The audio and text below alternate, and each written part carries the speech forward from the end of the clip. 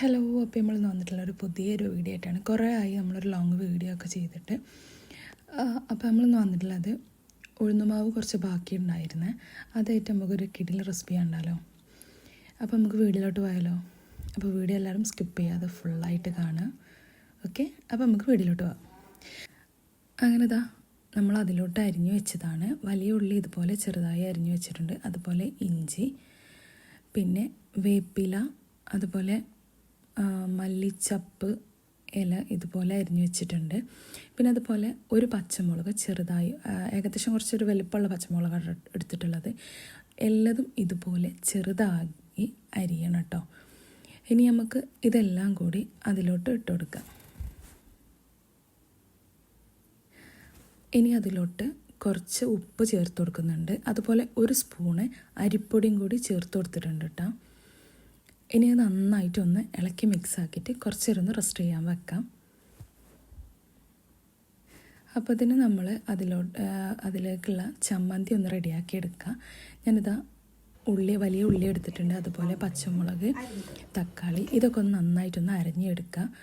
പിന്നെ അതുപോലെ അതിലോട്ട് ഞാൻ ചേർത്ത് കൊടുത്തുള്ള ഇഞ്ചി വെളുത്തുള്ളിൻ്റെ പേസ്റ്റ്, മല്ലിച്ചപ്പ് ഇല ചേർത്ത് കൊടുത്തിട്ടുണ്ട്, അതുപോലെ വേപ്പിൻ്റെ ഇല, പച്ചമുളക് ചേർത്ത് കൊടുത്തിട്ടുണ്ട്. ഇനി ഇത് നന്നായിട്ടൊന്ന് കുറച്ച് എണ്ണയും കൂടി ഒഴിച്ചിട്ടൊന്ന് നന്നായിട്ടൊന്ന് വാട്ടിയെടുക്കുന്നുണ്ട്. അപ്പോൾ ഇതൊന്ന് വാട്ടിയെടുത്തിട്ടുണ്ട്. നല്ലതുപോലെ വാടണമെന്നൊന്നുമില്ല, ഇതുപോലെ ഒന്ന് ചെറുതായി ഒന്ന് വാടി കിട്ടിയാലും മതി. ഇനി അതിലോട്ട് നമുക്ക് ആവശ്യമുള്ളത് കുറച്ച് മുളകും പൊടിയാണ് കേട്ടോ. അപ്പോൾ നമ്മൾ മുളകും പൊടി ഇട്ട് കൊടുത്തിട്ടുണ്ട്. എരിവിന് ആവശ്യത്തിനായിട്ട് ഇടുക, ഓവറായി പോകണ്ട. എന്നിട്ട് നമ്മൾ മുളകും പൊടിയും കൂടി ഇട്ട് കൊടുത്തിട്ട് ഒന്ന് ചെറുതായിട്ടൊന്ന് വാട്ടിയെടുക്കുന്നുണ്ട്. ഇനി അതിലോട്ട് ഞാൻ ഒരു നാരങ്ങയുടെ ചെറിയ പകുതി കഷ്ണം അതിൻ്റെ നീര് ഇതിലോട്ട് ഒഴിച്ചു കൊടുക്കുന്നുണ്ട്. എന്നിട്ട് ഒന്ന് ഇളക്കി കൊടുത്തതിന് ശേഷം നമുക്ക് ഫ്ലെയിം ഓഫ് ചെയ്തിട്ട് ഒന്ന് ചൂടാറാൻ വെക്കുക. അപ്പോൾ ഇതൊന്ന് ചൂടാറി കഴിഞ്ഞിട്ടുണ്ട്. ഇനി നമുക്ക് ഇതുപോലെ ഒന്ന് മിക്സിയുടെ ജാറിലോട്ട് ഇട്ട് കൊടുത്തിട്ട് ഒന്നൊന്ന് ചെറുതായിട്ടൊന്ന് അരച്ചെടുക്കുന്നുണ്ട്.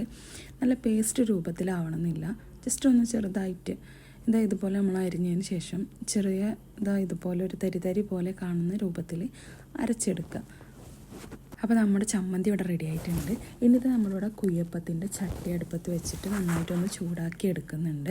ഈ ചൂടായതിന് ശേഷം നമുക്ക് ആ കുഴിയിലോട്ടൊക്കെ ഒന്ന് ഓയിൽ ഒഴിച്ച് കൊടുക്കുന്നുണ്ട് കേട്ടോ. എന്നിട്ട് ഓയിലൊന്ന് നന്നായി ചൂടായതിന് ശേഷം ഈ മാവ് നന്നായിട്ടൊന്നും കൂടി ഒന്ന് ഇളക്കി കൊടുക്കുക. ഇളക്കി കൊടുത്തതിന് ശേഷം ഓരോ കുഴിയിലോട്ടും കുഴി നിറയ്ക്കാതെ പകുതി ഒഴിച്ച് കൊടുക്കുന്നുണ്ട്. കാരണം ഉഴുന്നിൻ്റെ മാവായതുകൊണ്ട് കുറച്ചൊന്ന് പൊങ്ങി വരും. അപ്പോൾ നമ്മൾ മറിച്ചിട്ട് കൊടുക്കാൻ ആ കുഴിയിലോട്ട് തന്നെ അതിൻ്റെ മുകൾ ഭാഗം വെന്ത് കിട്ടാൻ പണിയാവും. അപ്പോൾ നമുക്ക് തിരിച്ചിട്ട് കൊടുക്കാനുള്ള എളുപ്പത്തിന് കുഴി നിറയെ ഒഴിക്കാതെ പകുതി ഒഴിച്ചു കൊടുക്കുക.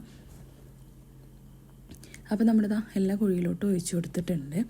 ഇനി ഇതിൻ്റെ അടിഭാഗം ഒന്ന് വെന്ത് വരുമ്പോൾ ഇത് താനെ പൊങ്ങി വരും. പൊങ്ങി വരുന്ന ടൈമിൽ നമുക്കൊന്ന് മറിച്ചിട്ട് കൊടുക്കുക.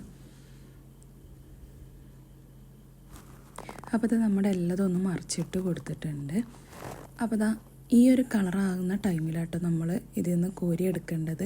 ഇതിനേക്കാളും ഒന്നും കൂടി ചോന്നിട്ടുണ്ടെങ്കിൽ അതിൻ്റെ ടേസ്റ്റ് മാറും കേട്ടോ. അപ്പോൾ നമ്മൾ ഈ രീതിയിൽ തന്നെ, ഈ ഒരു കളറാകുന്ന രീതിയിൽ തന്നെ അതിൽ നിന്ന് കോരിയെടുക്കുക. അപ്പോൾ ഇതിൻ്റെ ഉൾഭാഗം നല്ല സോഫ്റ്റും അതുപോലെ ഇതിൻ്റെ പുറം സൈഡ് നല്ല ക്രിസ്പി ആയിരിക്കും കേട്ടോ. അപ്പോൾ ഇത്രയേ ഉള്ളൂ, നമുക്കിത് ബ്രേക്ക്ഫാസ്റ്റായിട്ട് ഉണ്ടാക്കാൻ പറ്റിയതാണ് കേട്ടോ. അപ്പോൾ തീർച്ചയായും എല്ലാവരും ട്രൈ ചെയ്തൊക്കെ. വീഡിയോ ഇഷ്ടമായ ലൈക്ക് ചെയ്യുക. അതുപോലെ ഇതുവരെ ആരെങ്കിലും സബ്സ്ക്രൈബ് ചെയ്യാത്തവരുണ്ടെങ്കിൽ പ്ലീസ് ഒന്ന് ഓടിപ്പോയിട്ടൊന്ന് സബ്സ്ക്രൈബും കൂടി ചെയ്തേക്കണേ. Okay, thank you, by.